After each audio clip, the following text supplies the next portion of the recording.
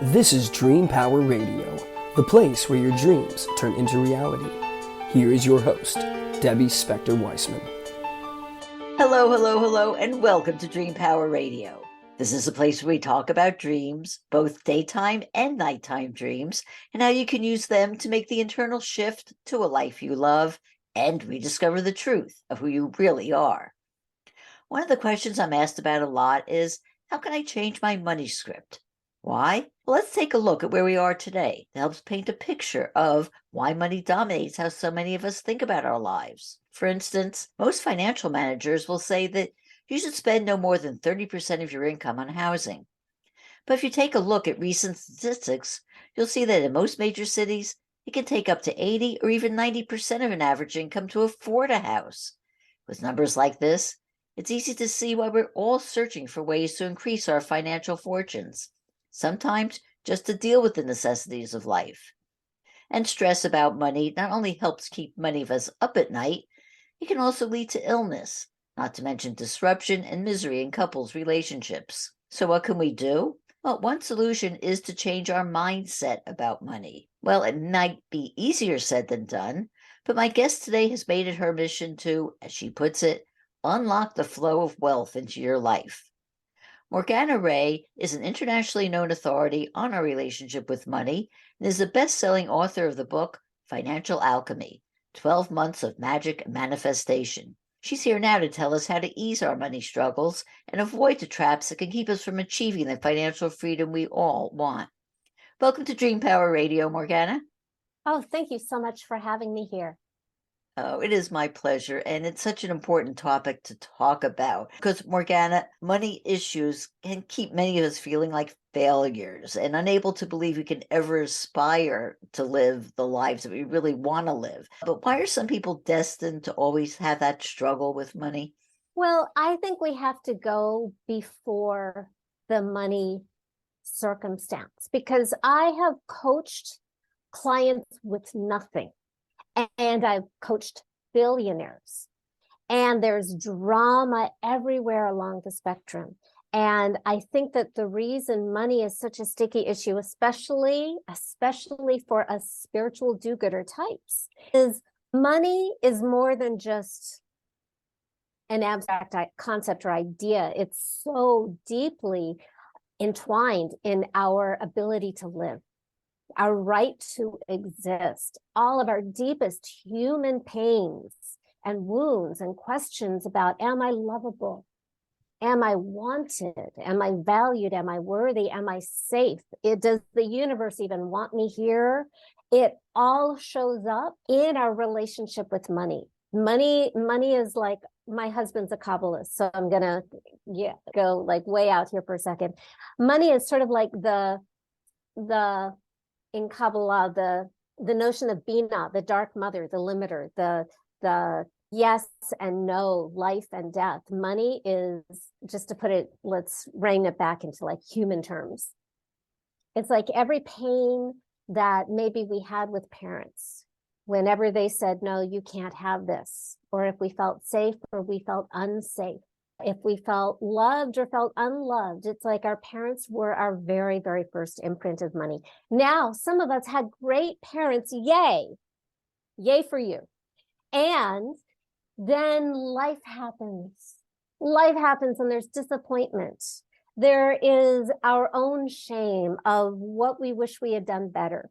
There's the disappointments, the broken friendships, the broken hearts, the bad businesses, and every disappointment is building up this dynamic that I would actually really say is our relationship with ourselves and our relationship with life itself that makes us deep down file away evidence that we are unlovable, that we are unworthy, that we are unsafe, that we are powerless. And every one of those wounds that are filed so meticulously by our subconscious shows up in our relationship with money.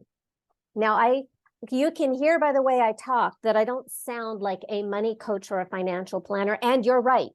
I have been a life and business coach for almost 30 years. I've coached thousands and thousands of people, and I find that, bar none, money is the number one excuse that human beings give for what we cannot have, do, or be.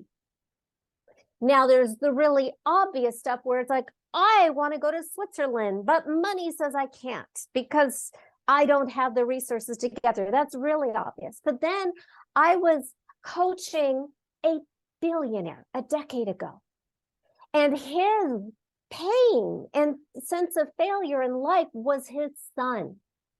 His son was just burning through money, buying Mercedes and leaving them burnt out in the desert, buying jets, really not becoming an adult. Because while the person I was coaching began in poverty and built this economic empire, his child did not. So money was ruining his relationship with his son, and in a way poisoning his son's potential. So it can show up in different ways, and we can recite positive things about money. We can look at our list of negative beliefs and flip it around. And by the way, if that works, good, great, do that. It didn't work for me. It hasn't worked for my clients because the issues are deeper than our conscious awareness. Money is the symptom. Money, lack of money, the inequity of money, the inequality of resources, the way it's used to pollute the planet, all of that is really real problems. We're not going to spiritually bypass that. But the root cause is being a human being is really insecure. And we try to compensate for that with money. That's why nothing is ever enough for them. So the solution that I found, the only thing in the world that worked for me, and I tried everything. I'm like a law of attraction, dropout failure. I had the vision boards and the mantras, and I was living in Los Angeles and still making $100 a month. And that was with celebrity client testimonials, the website, the business cards, the brochures, the taglines, the public speaking, mountains of testimonials, half a dozen master coaching certifications, and big deal. I was in LA struggling to make $100 a month, and that was going to go away. And the only it wasn't thing about the money, it was the symptom of what was. Exactly. And it wasn't even what I was doing. Like, you can do everything right. And by the way, this is not just money. You can do everything right, looking for your soulmate or trying to lose weight or trying to overcome it. You can do everything right and not get the results that you really, really desire and deserve. Because, and this has been like probably my biggest aha as a human being and as a coach, when you're doing everything you're supposed to be doing, right? And you're doing it well and repeatedly, and other people are getting great results and you're not, and you're feeling like you're singled out. I know what that's like. It has been my experience in my own life and coaching thousands of clients and seeing this pattern, that you're very probably unconsciously protecting yourself from the very thing that you want to need. So in my case, I had no idea. Why would I know this? I had no idea, but I was actually protecting myself from money. And I did not know that until I had just a really bad disappointment after a lot of disappointments. And it was like this last one. I'd just taken this class in Overcoming Sales Objections, where they teach you the magic words. Great marketing copy, by the way. The magic words to say when somebody says, oh, I'd love to hire you, but I can't afford it, or I don't have time, or whatever.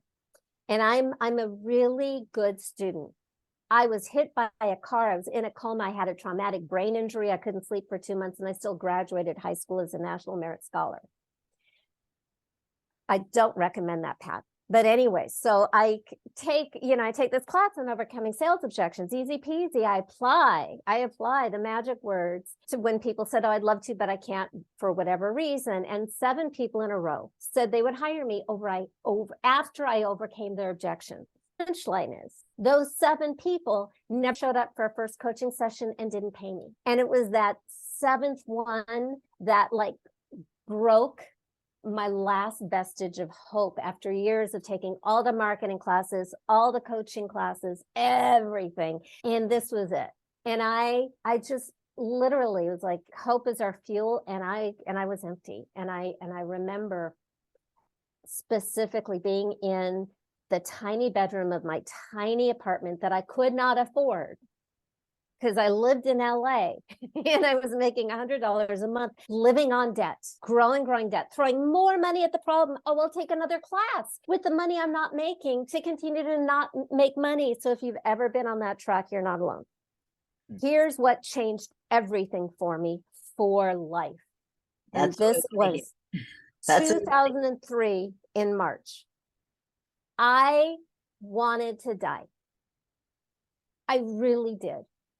I finally knew what I was here on earth to do, and I was good at it, and I loved it, and I couldn't make a living at it no matter what. And I was frightened, and I was furious, and I felt rejected by the universe, and I hated the universe back, and I didn't want to play. I just didn't want to be here anymore.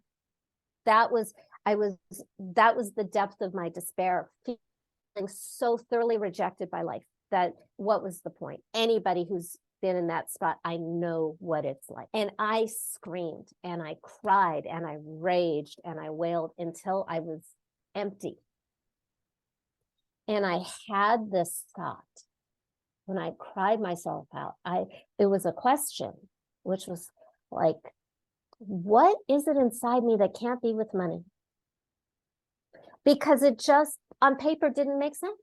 I had the education, I had the certifications, I had the results. Something was weird. And for the first time I had that thought, what is inside of me that can't be with money? And I found out the next day. I had another session with my coach. Don't have money for rent, but I had a coach, which is insane. And it saved my life. And this lovely coach, we had actually graduated at the same time. He was a peer, but he was rocking it in his business, and I trusted him. And for months, I was doing everything he suggested, and I would do it, and it didn't work. And it wasn't his fault. But on this day, I show up, and I'm so miserable, and I'm so angry, and I'm so hopeless. And he asked me this weird, freaky, out of left field question that I had never heard anybody ask before. Which was? I don't know. I'm getting there. I don't know where it came from. He said, if your money was a person, who would your money be? And instantly, I saw a guy, a made-up imaginary guy. And this guy was this big, scary, dirty, violent biker dude. Nothing wrong with bikers. This one was really, really bad. Bald, long sideburns. It's just, he scared me because he just exuded such malice towards me. He was a bad guy. He got in the way of love. He was violent. He was dangerous. And in that moment, it all suddenly made total sense to me because I could feel the way I was like, oh, got it. Like he's going to kill me. I could feel it. Did you feel that money was evil? I never felt that money was evil as an abstract concept. But when I made it a person, it became very real. And it also, I could feel how my body was shrinking away and how I would have my eye on him. If I were at like some outdoor event, I would have my eye on him all the time to create maximum distance. And that was my light bulb moment. Aha, oh my God. No matter what I did to make money and bring it in my life, every cell in my being was creating distance between me and money for my own safety. And looking at that guy, it made sense. There was no way that I could have money in my life or would want money in my life if it was this particular person who wanted to kill me, and he felt so real. And I had to end that relationship. I knew there was no way to have money in my life if that was my money. He wasn't going to change. He was dangerous. So I had to end that relationship completely. Yay. But I live in LA and now I have no relationship with money. Not a good thing. So I had a new problem, which was, okay, so the biker is gone. And I could feel this like vacancy, this emptiness around me. Let me just how did you get rid of the biker? I mean, was it just a matter of saying, I'm rid of it? I mean, it just... Well, that's a very good question. So at that time, because I didn't know then what I know now, at that time, I just broke up with him.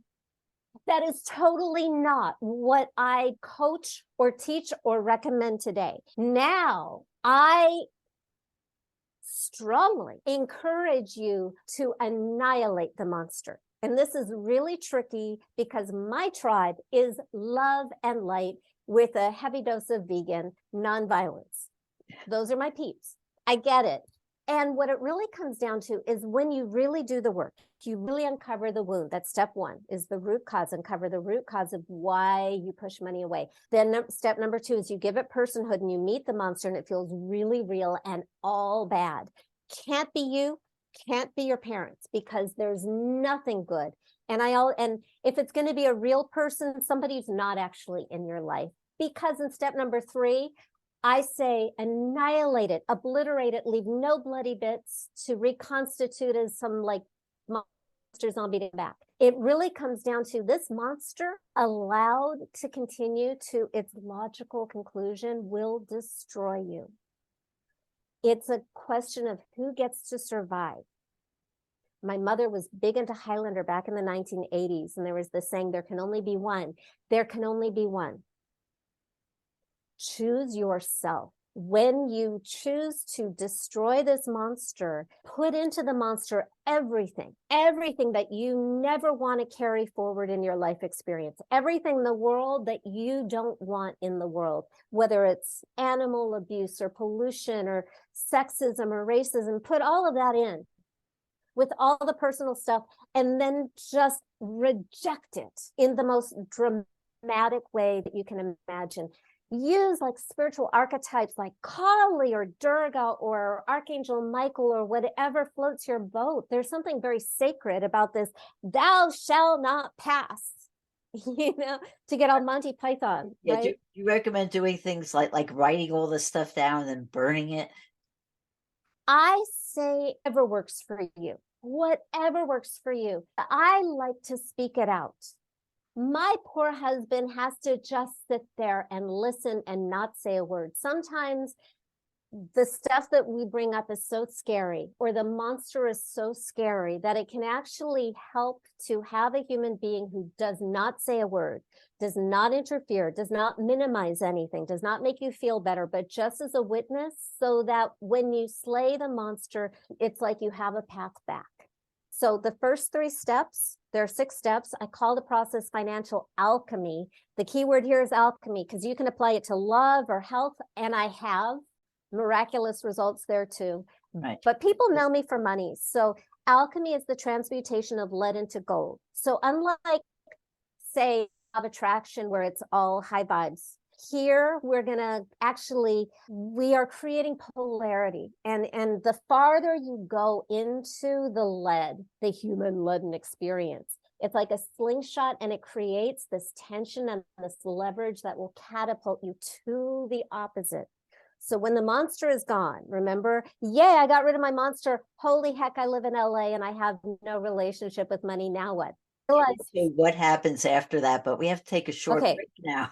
We are speaking all about money with Morgana Rae, actually, and we'll be right back. When is a car not a car? When it shows up in your dreams. Cars are one of the most common dream symbols. If you don't know why you're dreaming about cars or any image, it can leave you confused or scared. But that dream could be a solution to a pressing problem, or an insight into a solution that's been bugging you for years.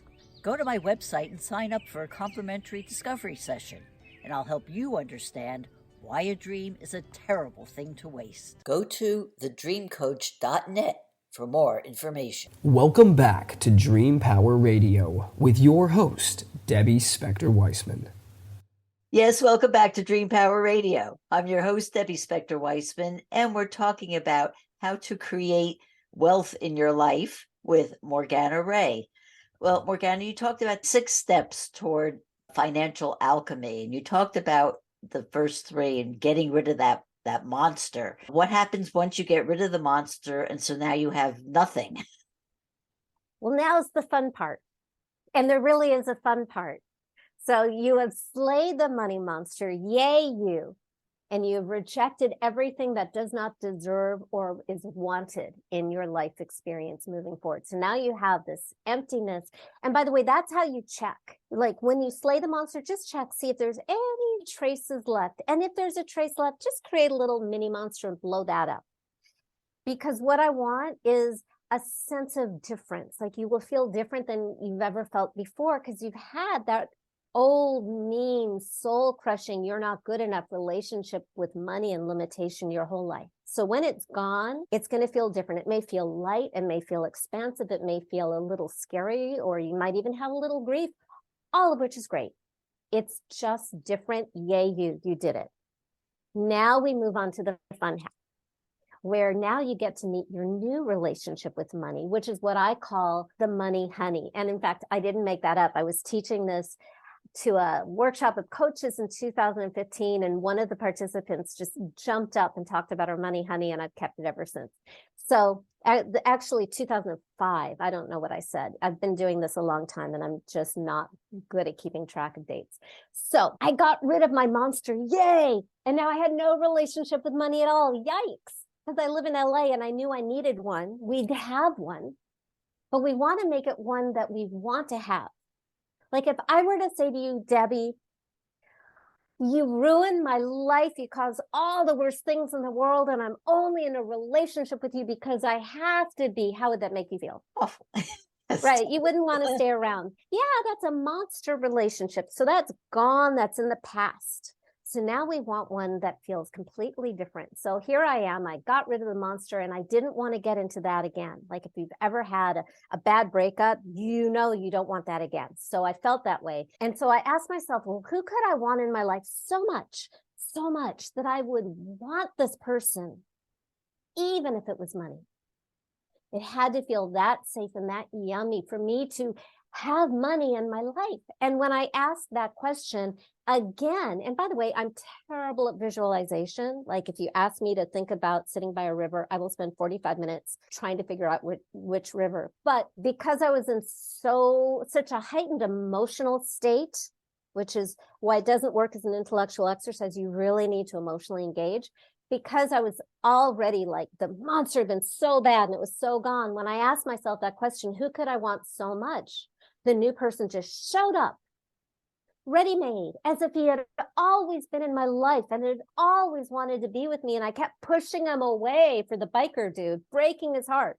So here's this new person who is tall, dark, handsome, romantic, clean-cut, dressed to the nines in a tuxedo, showing up with a bouquet of red flowers to woo me, cute, loving, and in love with me. Whoa. Can you imagine money in love with you, wanting to be with you, wanting to woo you? That's step number 4, is meeting your money honey. And it starts with the love. The cash follows the relationship change. So it wasn't anything like, what have you done for me lately, or do this for me? It was like, wow, you're such a beautiful person and you love me and I don't want to break your heart anymore. And yeah, I like you. And I could feel how much you wanted to be with me. And I realized in that moment, oh my God, I have no idea how to let money be with me. So I asked him that step number 5, have a conversation with your new money honey. And then step number 6 is action.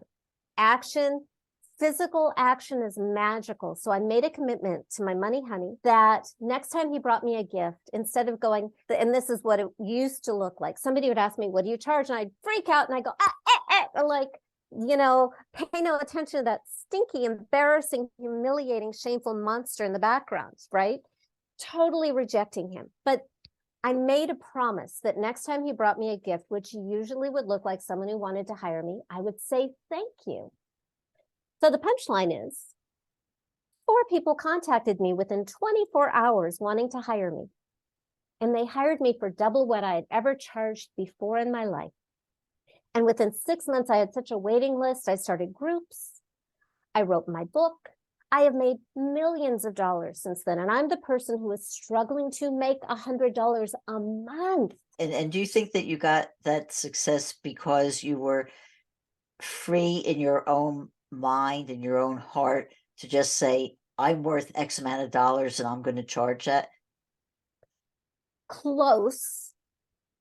It was really, I'm a romantic codependent fool. So I used my romantic codependent superpowers as a relationship partner, because what I think about my worth is going to go all over the place day to day. I will forget how good I am. I still have nonsense in my head. But if I have a commitment to be in integrity and to be a good relationship partner, my money, honey, and I will have conversations about what to charge. I will make commitments to him. And to be a good person and be a trustworthy relationship partner, I will keep my commitments and practice letting people hire me. In the first time, after I changed my relationship with money, everything in my neurology wanted me to talk the person out of giving me the money. It was crazy to like observe myself, like watching a car crash. And I had to bite my tongue and sit on my hands and shut up and allow them to give me money. And then a few hours later, I did it again. And then a few hours later, I was just a little bit better at it. Now people pay me $60,000, $70,000, right? But at that time, to ask for $200 was a really big deal. Mm-hmm. And that's how it starts, is you just keep negotiating and negotiating, and you stay in integrity. There are people built like you and me, because we're the do-gooders, we are the empaths, we are the bleeding hearts. We have such a very, very strong compulsion to do no harm that we can't charge more than the value that we give. So one of the happy growth experiences of raising your rates is it raises your own skin in the game to make sure that you over deliver for the client no matter what you're charging, so you get better at what you deliver. You produce better results. You have to up your game and grow too. Mm-hmm. And it works like that, and it just develops. So many people have benefited from your advice. So can you give me a few examples of what happened when they transform their attitudes about money? It's funny because you talk about mindset, and I like to say heart set, because it's such a relational piece, and the mind will always follow the heart. So many stories. Okay. There was a woman named Lynn Swanson. Her whole story's on my website. And when she slayed her money monster, her new money honey showed up looking like John Travolta in the white suit from Saturday Night Fever. And she, being a very reasonable person, thought that that was ridiculous and tried to have him wear something else. And he kept popping back in the white suit because it was as if he was his own person, and he had a sense of humor. So she was in a terrible situation. By the way, being in financial anxiety is actually gives you an advantage in the process, because it's so much easier to access the money monster when you're in drama, right? So she was in a situation where none of the people she had served, none of her clients had paid her, and she couldn't make payroll for her own employees that week. And so she was completely freaked out. So she slayed her monster. Now she has this money honey, and he looks like John Travolta, and he's delicious and he's real. And she asked him, now what should I do? Step number 6, to demonstrate that this relationship has changed. What do you want me to do? And he said, I want you to move a little bit of money from this bank account to that bank account, which, by the way, solves nothing. But he was so clear that that's what he wanted her to do. By the way, I love all of this, because I love things when they don't make sense and they work out. That's where it's coming from, a different place. So she keeps her commitment. She goes to the bank. She transfers the money from one account to another. She hops in the car, turns on the radio, and the Bee Gees are playing. Right? Cool. And then she stops at a coffee shop on her way home to pick up, on her way back to the office to pick up coffee for people in her office. And while she's standing in line, she's checking her smartphone like we all do. And she gets an email from a client that they invoiced that day for a large 5-figure amount. 10,000 or more. And he emailed their office immediately that he was paying the full amount that day, even though it wasn't due for another 45 days. And that amount paid covered her payroll, covered her debts, and left over some. And she looked at the timestamp on the bank deposit slip and on the email, and the difference was 2 minutes. It was there. It was meant to be. I have so many more questions to ask you, but we are just about out of time. So my final one to you is, how can people find out about you and your work? Oh, thank you. Go to morganarae.com. That's the mothership for everything. It's just my name, which is one word.com. And there you will find my 4-part money magnetic video series completely free. You can take my money love quiz and see where you are on your journey. We're all on the same journey to financial freedom, to focus completely on love, lifestyle, and legacy. And you take the quiz, and based on where you are, I'll make some recommendations for next steps. I always include free stuff. And you will also find my best-selling book there, Financial Alchemy, 12 Months of Magic and Manifestation. So the blog has hundreds of answered questions through articles and videos, but I would start with the video series because it's more curated and you won't get lost down rabbit holes before you find what you want. Oh, well, Morgana, thank you so much for being on Dream Power Radio today. My pleasure. Thank you for having me. We've been speaking with the money goddess, Morgana Rae. I hope you've enjoyed today's program. If so, please hit that subscribe button so you don't miss out on any future episodes. Until next time, this is Debbie Spector-Weissman saying, sweet dreams, everybody. You've been listening to Dream Power Radio with your host, Debbie Spector-Weissman. For more information on Debbie or to sign up for her newsletter, go to dreampowerradio.com. This has been Dream Power Radio.